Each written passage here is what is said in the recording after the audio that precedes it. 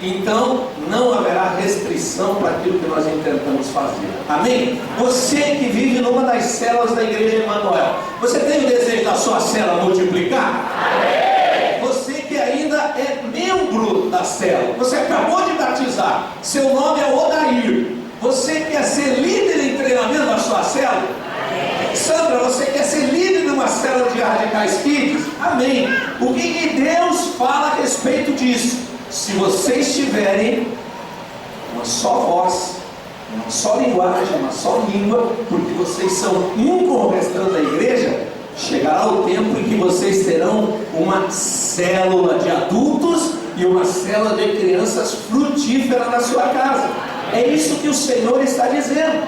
Não há restrição. Há um tempo atrás, usando o exemplo do Pablo, ele chegou na célula do Beto e da Eli, e ele tinha um desejo no coração dele. Qual era, Marcelo? Toda a família, e ele, o Marcelo e a esposa estivessem com o Pablo. Além disso, a Paola também, que é irmã. Hoje toda a casa do Pablo serve ao Senhor lá em São José dos Pinhais. E hoje eles estão sendo convidados por Deus a serem plantadores de igreja, de uma igreja Emanuel naquela terra. Olha só, há meses atrás só tinha um menino espiritado, um menino elétrico, um menino que fala pelos cotovelos, um menino cheio de argumento, não é, Paulo? Ele também perdoa você, ele está liberado. E ele só tinha esse menino falando. Menino chato, só fala de céu, só fala de Jesus, só fala de Bíblia, só fala de unção, só fala de Espírito Santo. Mas Deus estava ouvindo a oração dele. Por quê? Porque aquilo que está no coração daqueles líderes atingiu o coração dele, e ele só estava dizendo que estava no coração de Deus. Hoje a família dele está aqui. E eu quero pedir para vocês três ficarem em pé, porque nós queremos dar uma salva de palmas para o Senhor Jesus, que cumpriu a palavra dele na vida de vocês, cumpriu a oração de um menino, só um menino.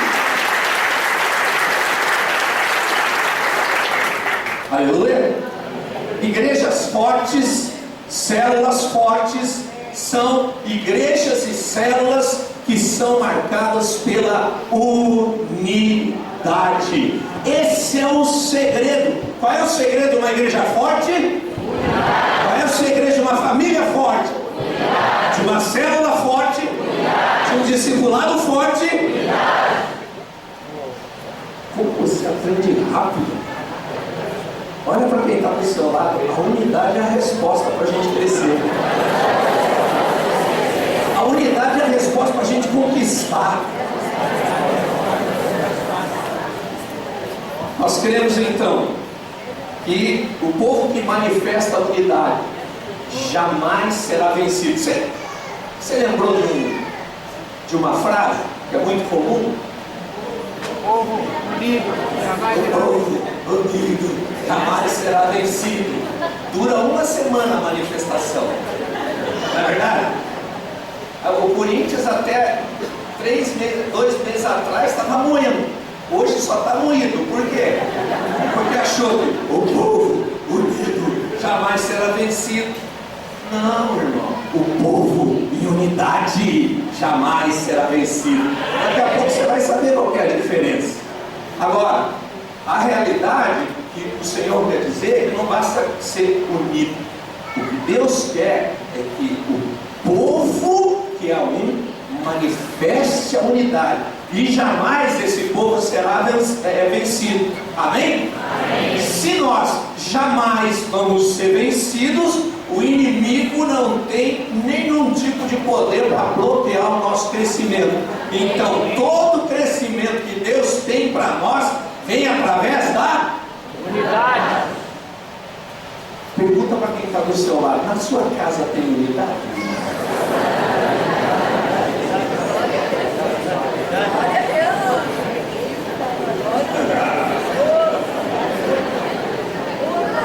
Tem gente que deu graças a Deus, a mulher está no encontro para não perguntar.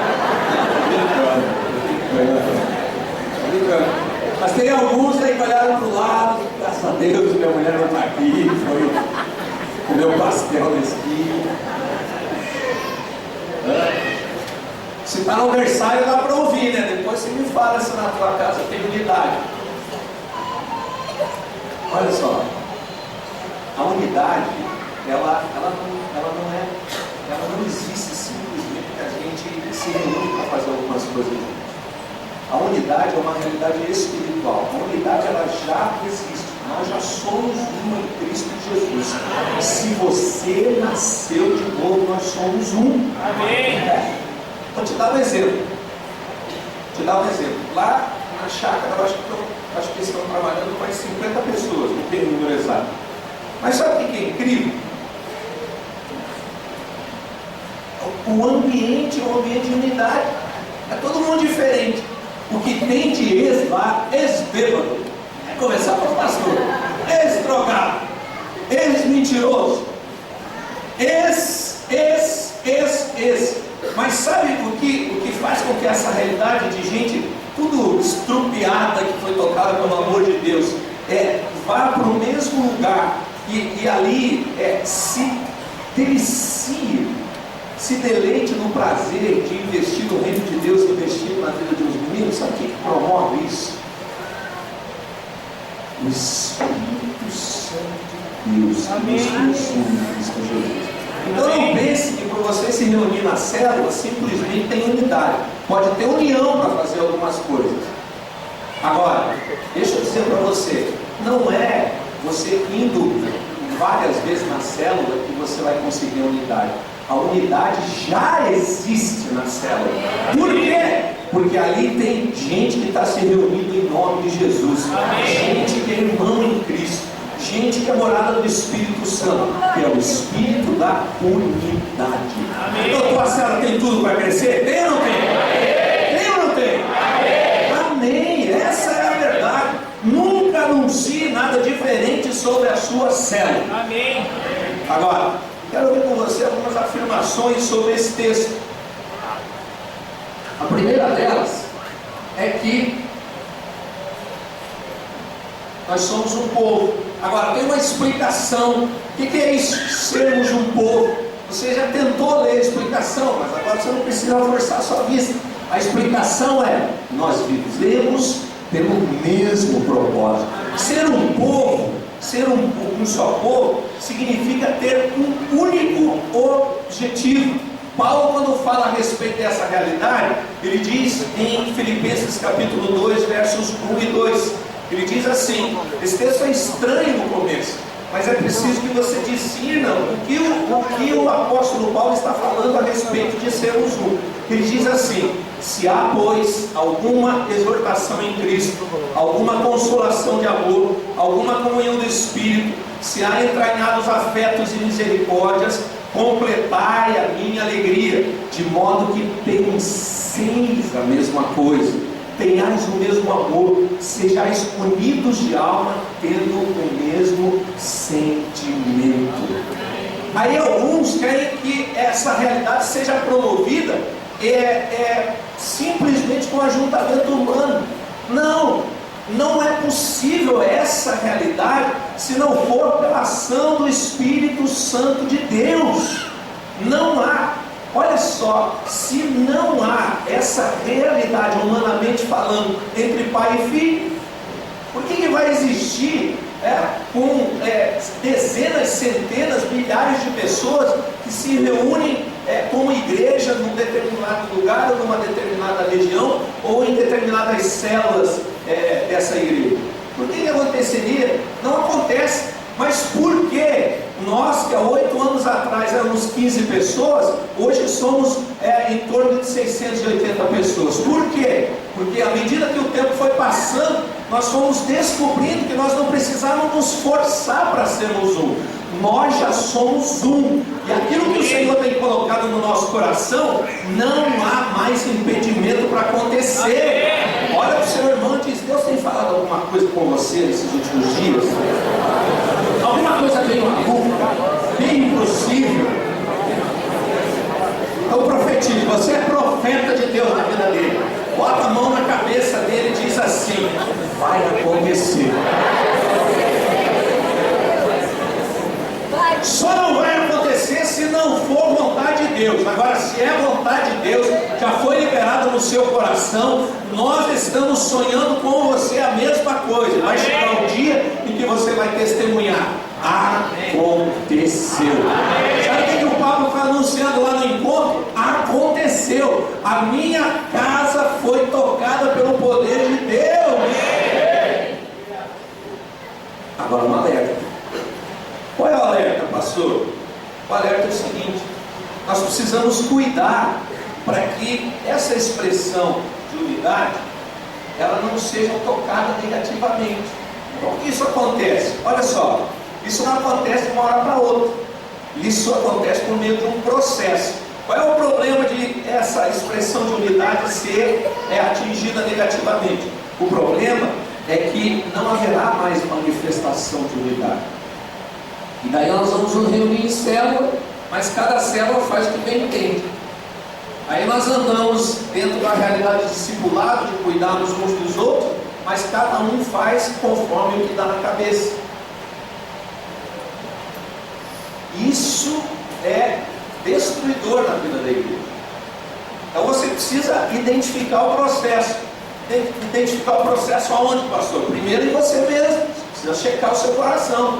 Veja, nós fazemos parte de uma associação de igrejas chamada Vinha, que são as igrejas videiras do Brasil e no exterior e os ministérios associados. Nós somos o ministério associado e nós temos uma relação de aliança com a Vinha. Eu tenho uma relação de aliança com o pastor Hermes, que é o supervisor dessa região da Vinha. Essa aliança já foi testada várias vezes, desde o início da nossa vida de igreja, há 8 anos e pouco atrás.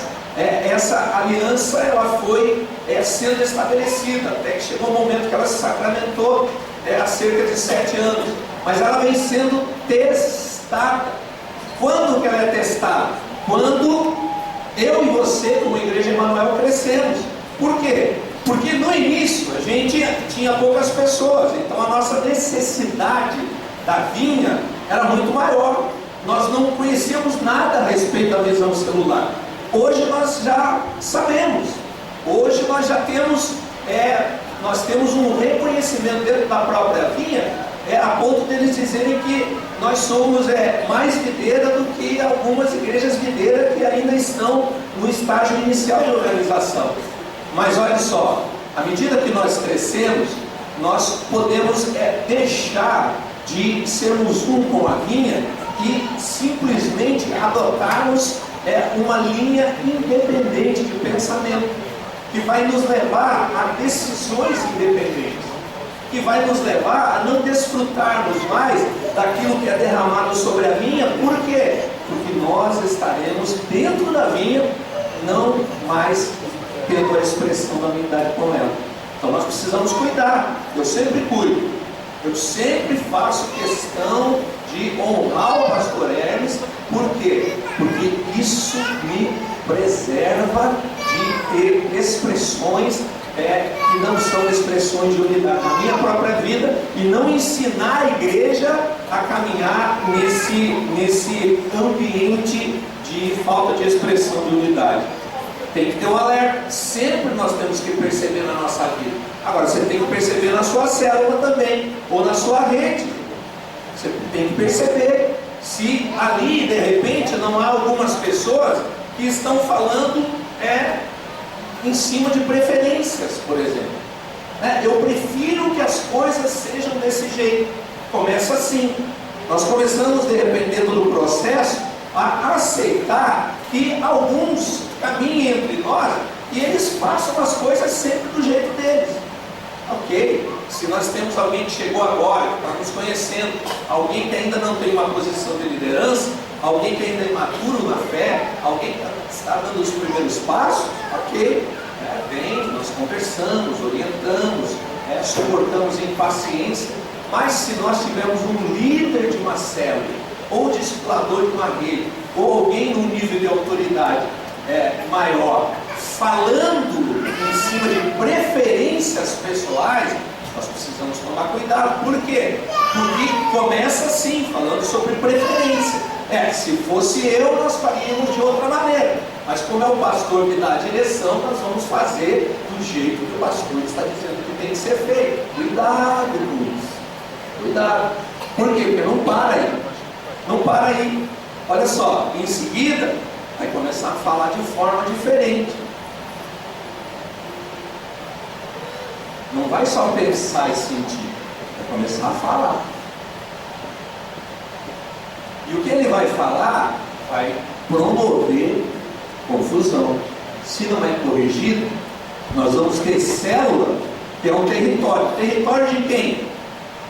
Desse líder. Vai ser o domínio dele. Ninguém toca. E é isso que ele vai ensinar. Nós já tivemos algumas situações assim aqui na vida da igreja. Sabe o que eu faço? Primeiro eu oro.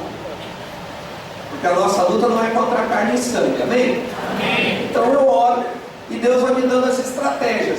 E qual é a estratégia mais básica? Nós vamos operando em Deus para que os vínculos sejam não mais com o líder, mas sim com o discipulador de rede, ou com o próprio pastor, porque daí nós vamos quebrando a influência desse líder, enquanto Deus não traz claro que se é o coração dele que está errado, ou se é simplesmente algum momento, alguma percepção errada que ele teve. Você compreendeu? Amém.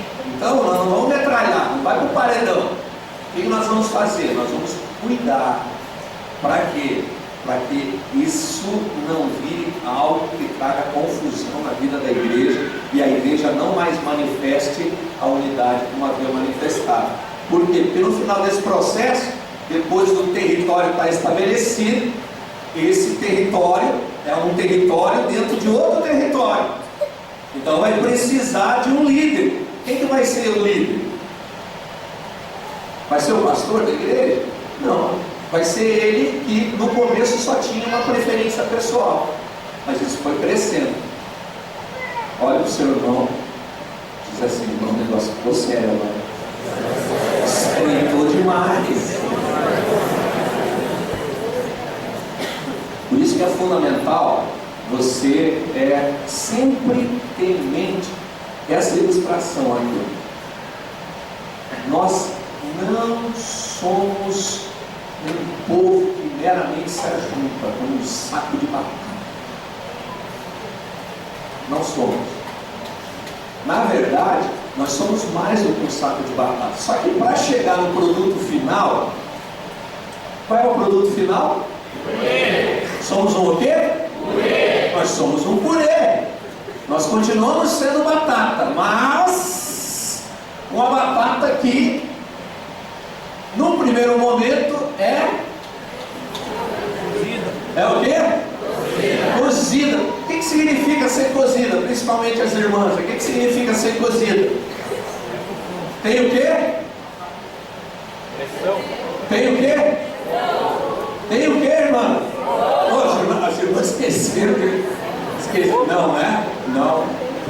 Quem fez maionese aqui hoje? Olha aí, ó. Olha aí. Então olha só, veja só, qual é o primeiro passo para esse saco de batata ser purê? Fogo! O quê? Fogo! Fogo! O que significa o fogo, irmão? Você sabe? Hã? O que significa? Vai falando aí. Presença de Deus. Espírito Santo. Ação do Espírito. Amolecer? Por que precisa amolecer, irmão? Diga assim, porque a casca é grossa. Precisa amolecer. Olha para o seu irmão e diz: irmão, a casca é grossa. Se não tiver o fogo do Espírito, não amolece. Tem que amolecer. É dureza lidar com você. Olha para o seu irmão, fala para ele.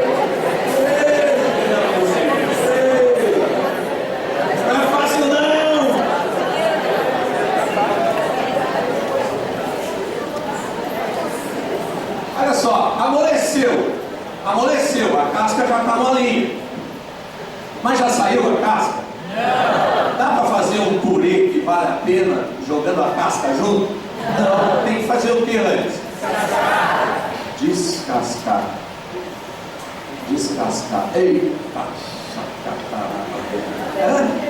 tem que descascar. Quem aqui já foi descascado na nossa célula? Aleluia! Aleluia! Quem não levantou a mão pela Emanuel porque não teve coragem? Porque na nossa célula a gente descasca mesmo. É ou não é, Marcelão?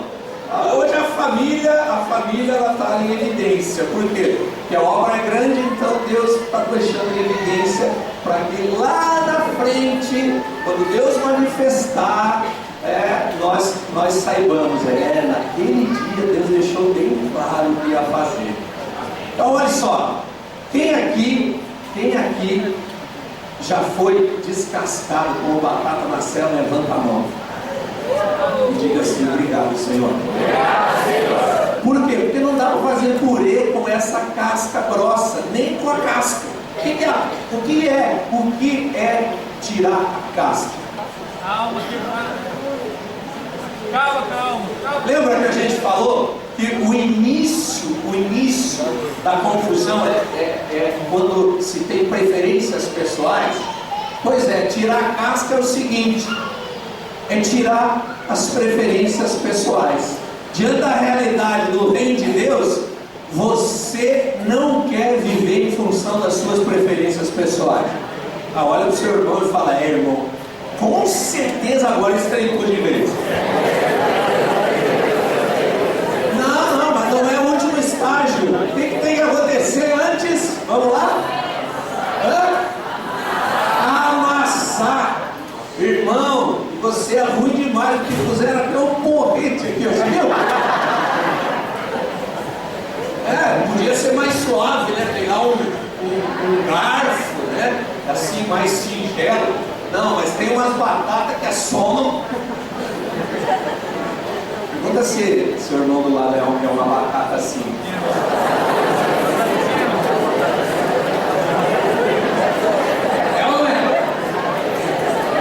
Ele falou que não. Você acreditou? Para com isso. Para com isso. Mas no final de todo esse processo, o que a gente é? Olha só.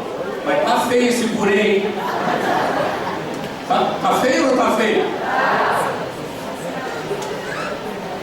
Quem disse que a obra está completada, irmão?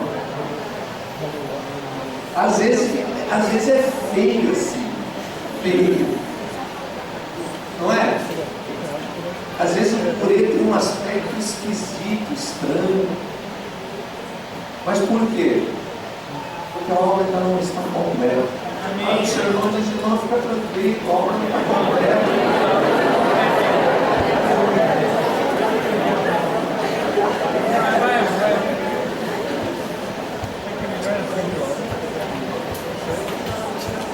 Repita comigo: a unidade. Diga: a unidade. O segredo do poder da igreja para ela avançar. Vamos avançar ou não vamos? Qual é o segredo? Nós já temos a unidade? Quem nos deu a unidade? O Espírito Santo de Deus que em nós habita. Diga: o Espírito Santo que em mim habita já nos deu a realidade de nós sermos um. Isso é bom demais, não é verdade? Então, Senhor Jesus.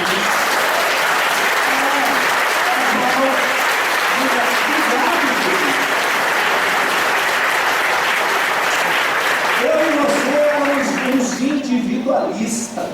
A gente vivia em função da gente mesmo. Hoje o Senhor tem nos ensinado a vivermos em função dos princípios e dos propósitos do reino de Deus. Agora, esse texto, fala nisso, Dona Rosileide, o seu marido, Sérgio, quando estava saindo da chácara, ele disse: diga para minha loira linda que eu a amo.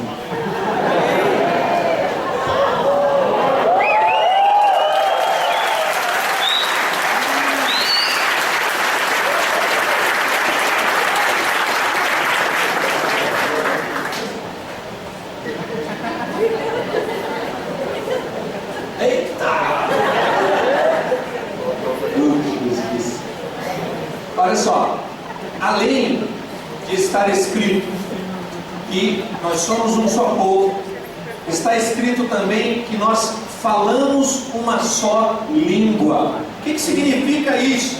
O que é falar uma só língua? Falar uma só língua, irmão, é ter o mesmo coração. Sabe por quê? Porque Jesus disse assim, em Mateus 12:34, a boca fala do que está cheio o coração. Então, se nós tivermos o mesmo coração, o que vai sair pela nossa boca? A mesma coisa. A mesma coisa. Mateus 12:34, vai lá, irmão, aí você vai entender. Você lendo aí, você vai entender. A segunda parte do texto. Como que nós temos uma só língua, irmão? Quando nós temos o mesmo coração, quando temos um só coração. Então não basta a gente andar em unidade de propósito. Nós precisamos também ter unidade de linguagem, unidade de língua. Precisamos falar a mesma coisa. Por exemplo, fomos para o encontro 78? 78? Foi, né? 78 crianças, entre 10 anos e 13 anos. Tinha um lá que tinha 14, o 15, tinha 15. Só um. Mas olha só, você pega essa piazada, põe num carro, põe em 2 ônibus, e você acredita que esses meninos e meninas vão ficar 2 dias sentados ouvindo sobre Bíblia?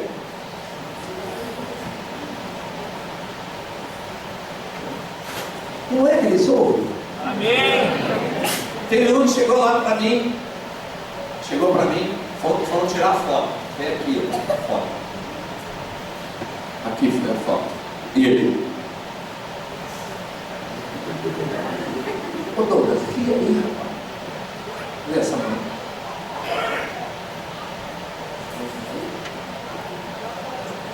Irmão? Né? Aí o Douglas, nada dá risada. Sabe o que nós anunciamos durante esse tempo que nós nos preparamos para o encontro? Que todos eles seriam transformados. Amém. Sabe como é que o Douglas estava ontem de manhã? Abraçava a líder, sorria, já ministrava na vida dos outros. Aí já falei para ele, você é o co-líder. Você é louco? Já?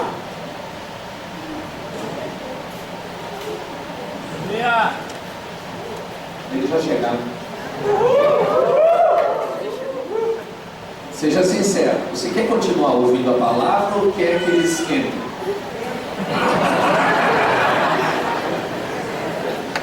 Não, eles chegaram, mas eles ainda têm um processo aí acontecendo. Daqui a uns minutos aí eles vão estar conosco. Amém?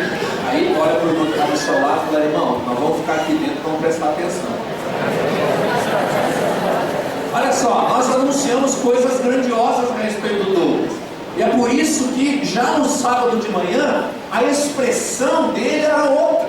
O coração dele já era outro. Mas nós anunciamos. Nenhum dos que foi trabalhar, nenhum dos que participou das orações anunciou, não, 99%, não, nós dissemos, todos eles vão ser tocados pelo poder de Deus. Amém. Isso é falar uma só língua, dizer a mesma coisa, ter o mesmo coração. Sabe qual é o problema da gente não falar a mesma coisa? É gente que tem opinião própria. Gente que gosta de dar sempre a sua opinião a respeito do assunto. Mas sabe qual é a grande realidade a respeito desse povo que é unido pelo Espírito Santo, que é um pelo Espírito Santo? Nós não temos opinião própria. Nós não gostamos de dar pitaco nas situações. A gente ora e busca a vontade de Deus. Quando Deus fala a vontade dele, acabou. Não tem opinião própria, não tem divisão, não tem confusão. Agora, por que muitas vezes o que acontece é que no meio de um povo que é chamado para ser um, tem vozes diferentes? Por causa das opiniões próprias. Não busca a vontade de Deus. não quer ouvir a Deus, não ora para saber se realmente aquilo que está pensando vem da parte de Deus. É simples demais. Não emita opinião, fale a vontade de Deus. Se você desconhece a vontade de Deus, cala sua boca, não fale nada. Oh, escandalizado. Meu Deus, quanta bobagem você já falou na vida. Se alguém um dia tivesse coragem de dizer para você: ó, se você não sabe falar a vontade de Deus, não fale nada, cala a boca. Quanta bobagem não teria deixado de sair da sua boca. Quanta bobagem você deixaria de decidir. Então o que Deus está dizendo para você: vem falar comigo. Se você não veio falar comigo para saber qual é a minha vontade, não fale nada sobre o assunto. Pronto, acabou voz discordante no nosso meio. Acabou. Porque se todos nós que temos o Espírito Santo somos um só povo, buscarmos o único Deus que só tem uma coisa a nos revelar, que não é a opinião dele, que é a verdade. Quando ele fala a verdade, a gente busca, vai ter confusão? Não vai. É simples.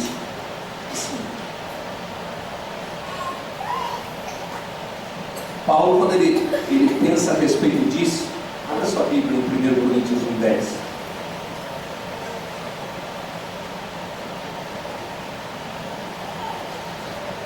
Quem pode ler para nós?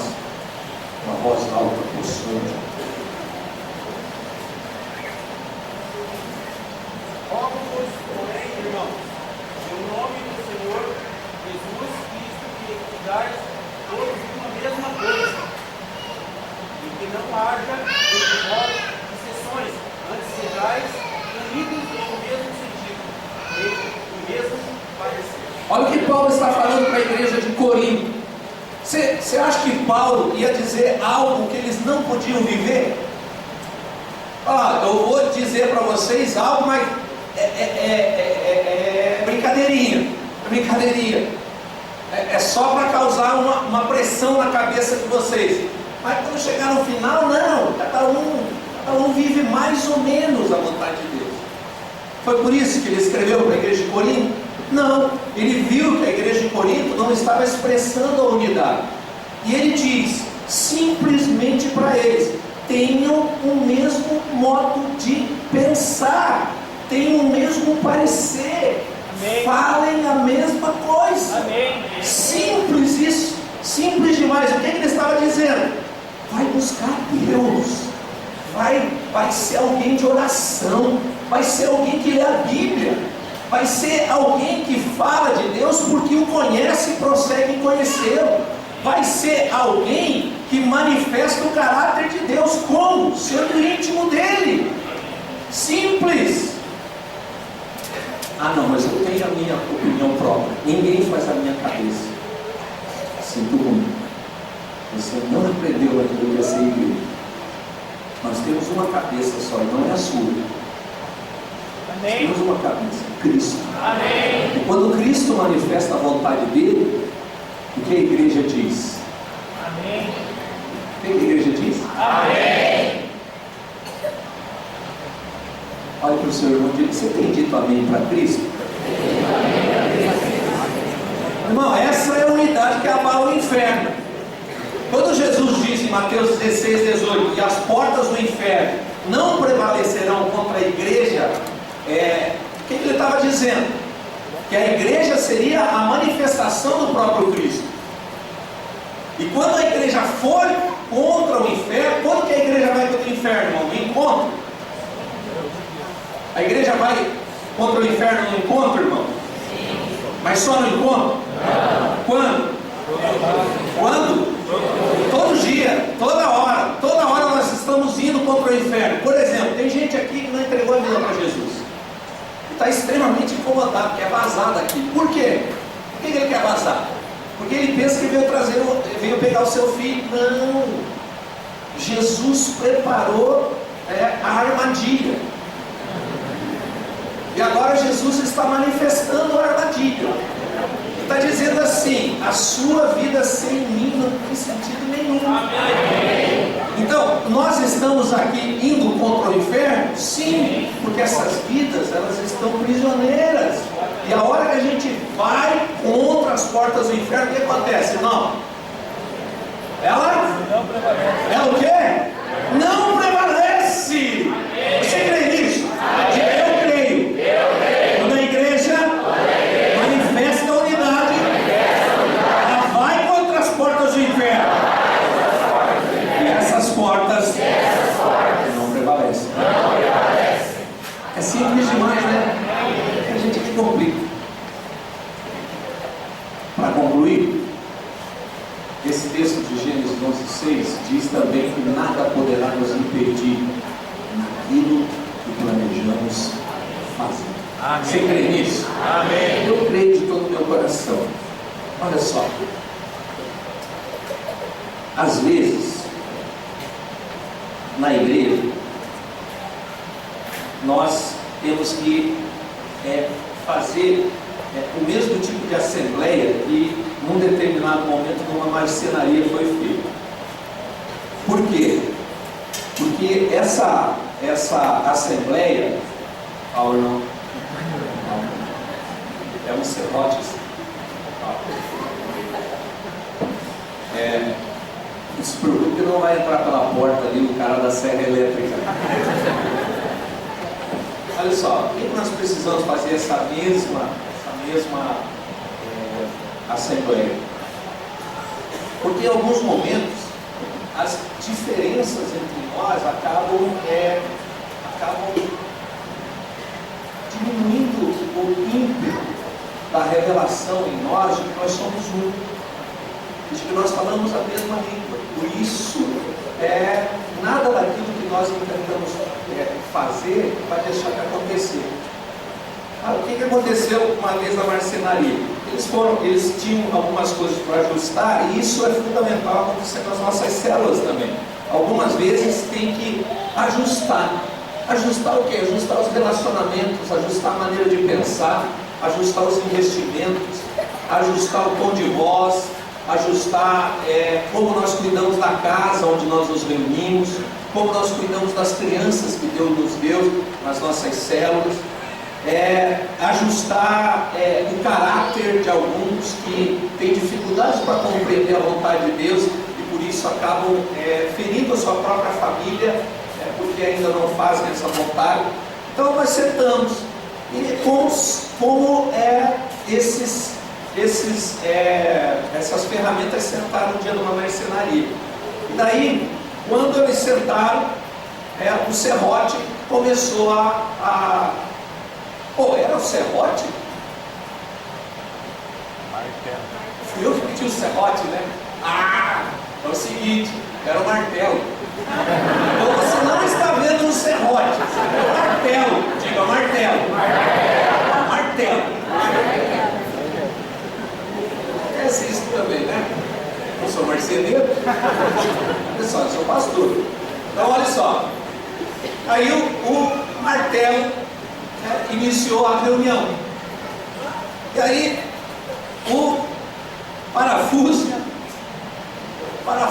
levantou a mão e disse assim: eu proponho que o martelo não faça mais parte da assembleia. Mas por quê? Porque o martelo bate demais.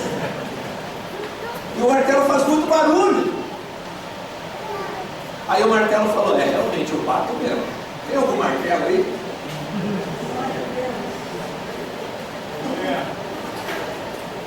Tem, né, Max?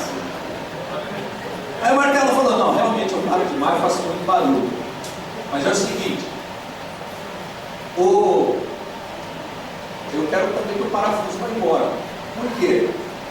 Porque o parafuso ele enrola demais para fazer as coisas.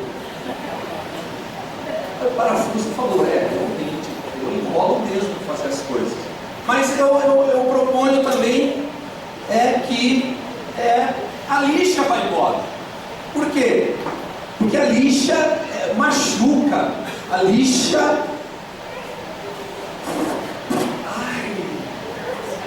machuca as outras ferramentas. Estragou?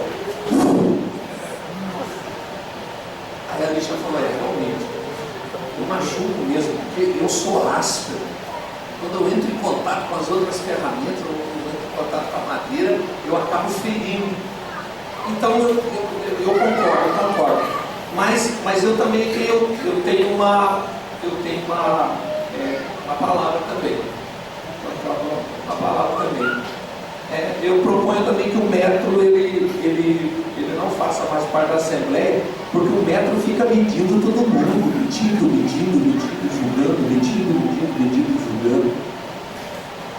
Aí chega o marceneiro, chega o carpinteiro.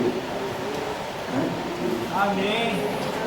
Daí ele pega a lixa, pega o serrote, martelo, pega o parafuso, pega o metro, pega outras ferramentas e começa a trabalhar na madeira.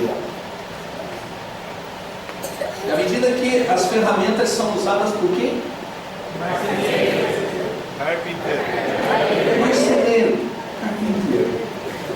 À medida que o marceneiro, carpinteiro, começa a usar essas ferramentas, aquela madeira bruta vai tomando forma. Não é assim, Rafael Davi? Rafael Davi está lá nas quintas. Quem que é marceneiro aqui? Nós temos marceneiro, mas está todo mundo trabalhando. O Sérgio está no ponto. Olha só, à medida, você já viu alguém construir um móvel? É a coisa mais linda do mundo. E ele usa o que para construir esse móvel? As ferramentas. Usa o martelo, usa o serrote, usa o parafuso, usa a lixa, usa o metro. E aí no final, qual é o produto? Um móvel lindo. Olha só. A igreja, nossas células, num determinado momento, nós podemos olhar para ela só percebendo que tem uns que golpeiam, tem uns que lixam, tem uns que medem, tem uns que enrolam. Tem assim também. E aí, qual é o problema? O problema é que a gente não viu o carpinteiro de Nazaré pegando todas essas ferramentas aí e fazendo da igreja a noiva que vai ser apresentada. Amém. Preparada para o encontro do ar. Olhe para o metro, para a lixa, para o serrote, para o martelo que está do seu lado e diga: é difícil conviver com você, mas está saindo um móvel lindo. No final das contas, vai sair um móvel lindo. A igreja adornada por todo. Você crê nisso em todo o coração? Eu creio também, irmão. Aleluia. Eu creio em todo o meu coração. Sabe o que o Senhor diz? Que não há nada que nos impeça de fazermos aquilo que está no nosso coração. E o que nós queremos fazer é conquistar a nossa geração. Todos nós fomos chamados para essa realidade de igreja, com essas limitações, com essas imperfeições, com essas fraquezas, com essas dores, com essas dificuldades para avançar. Todos nós fomos atraídos por quem? Pelo carpinteiro. Pelo carpinteiro de Nazaré. E sabe, ele decidiu usar essa igreja que está sendo transformada dia a dia para que toda essa geração conheça a Ele. Você é um desses, irmão? Quero convidar você a ficar em pé. Quero pedir que você não disperse. Não disperse. Se for possível, feche os seus olhos. Nós vamos orar. Antes de nós recebermos esses meninos e meninas que foram transformados pelo poder de Deus nesse final de semana. Mas eu gostaria que você pensasse a seu próprio respeito como igreja. E você fosse além das suas próprias limitações, das suas dificuldades, das suas fraquezas. Você entendesse que você faz parte de um corpo cuja cabeça é Cristo e esse corpo é um só. E eu quero que você comece a agradecer ao Senhor, porque esse milagre aconteceu na sua vida. Você era alguém independente, cheio das suas próprias opiniões. Você vivia segundo os seus próprios conceitos, valores, princípios. E agora você permitiu o Espírito de Deus te conduz nessa nova realidade.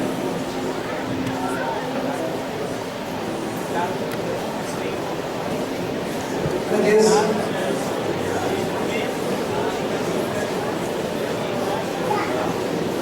Agradeça. Eu preciso dos instrumentos mais altos. Isso. Isso. Isso. Quero que você agradeça. Você agradeça porque nós somos um em Cristo Jesus.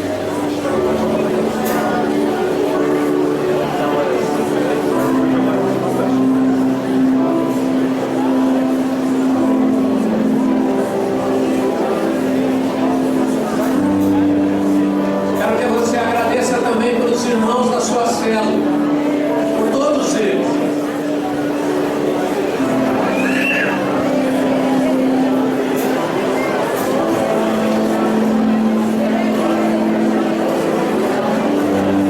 Agradece por você e agradece por eles.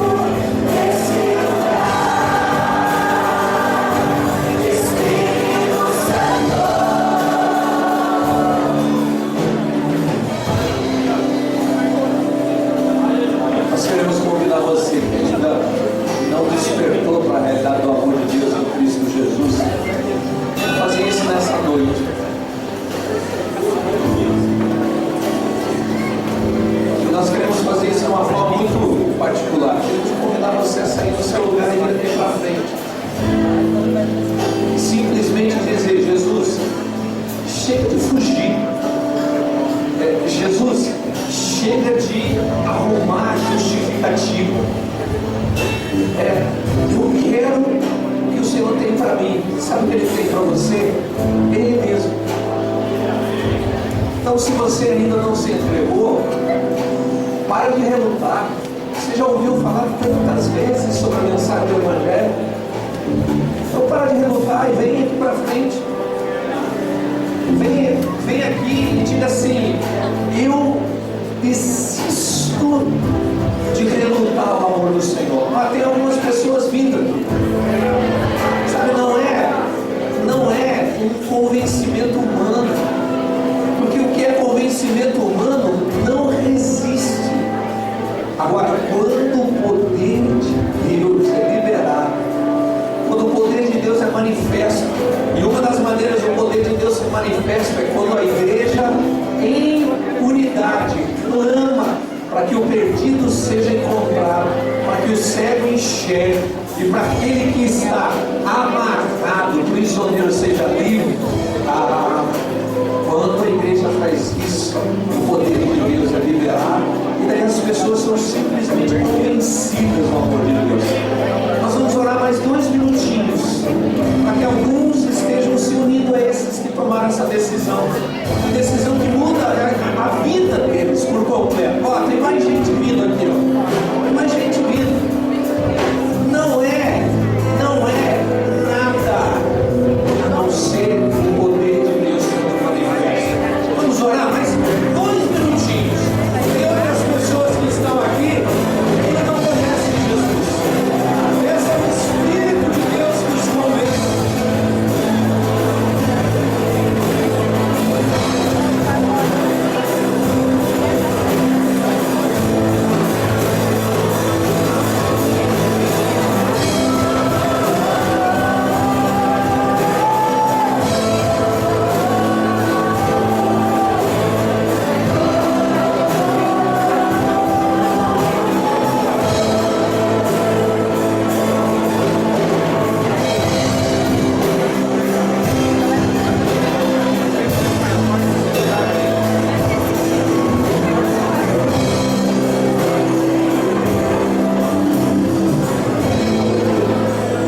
Amém. Nós só queremos saber quantas pessoas nessa noite estão entregando a vida para Jesus pela primeira vez, ou estão voltando para casa depois de um tempo fora. Você pode levantar a sua mão? Olha só. 1, 2, 3, 4, 5, 6, 7, 8, 9, 10, 11, 12 pessoas.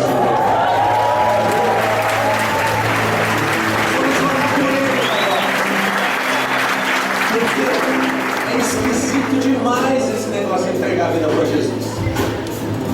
No dia 30 de julho de 1995, eu, depois de 30 horas de porre, fui para uma igreja. Eu não lembro a música, eu não lembro o que pregaram, eu não lembro como me chamaram, eu sei que eu estava lá na frente. Quando eu saí, alguém perguntou para mim: daí, você está bem? Eu falei: tô. Mas aconteceu alguma coisa? Não aconteceu nada. Mas tinha acontecido. Tinha acontecido. Eu criei. Simples assim. Eu criei.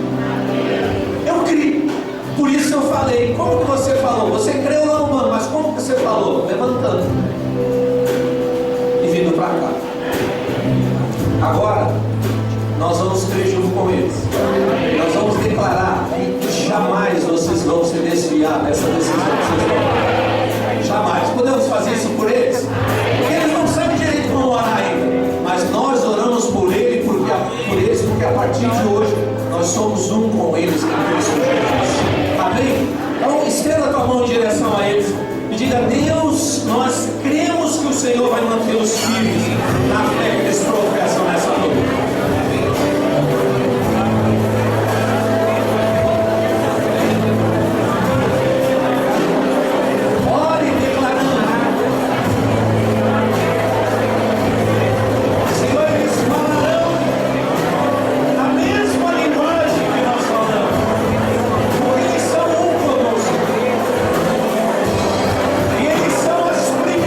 Senhor.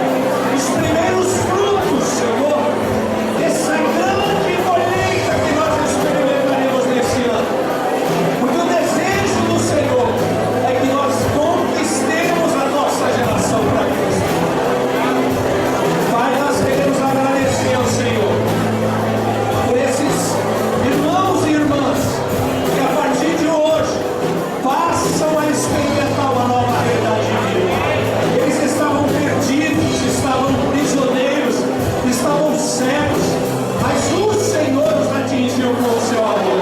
E a partir de hoje eles estão livres. A partir de hoje eles enxergam o amor do Senhor. A partir de hoje eles não vivem mais segundo as suas próprias opiniões, mas eles passam a aprender que eles podem ter um relacionamento íntimo, profundo, prazeroso com o Senhor. Nós declaramos que estão quebradas todas as maldições que estavam estabelecidas sobre eles.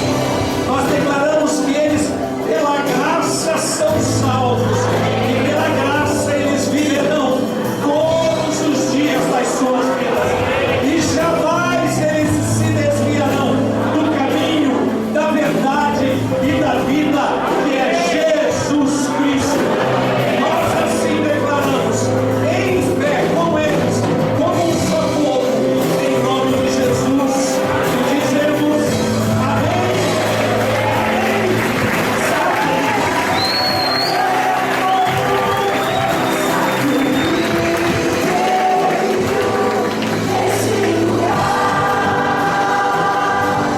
Espírito Santo, passa a queimar teu fogo, passa a fluir teu rio nesse lugar. Espírito Santo. Aleluia. Glória a Deus. Só os que estão felizes em Cristo Jesus, dá uma glória a Deus. Dá um prato de alegria aí. Aleluia.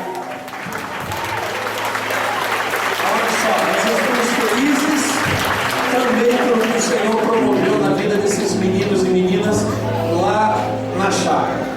E nós precisamos fazer o que agora? Nós precisamos primeiro pegar as crianças que estão lá nas salas do Domingo Kids. E segundamente, nós precisamos juntar todas as poltronas e todas as cadeiras.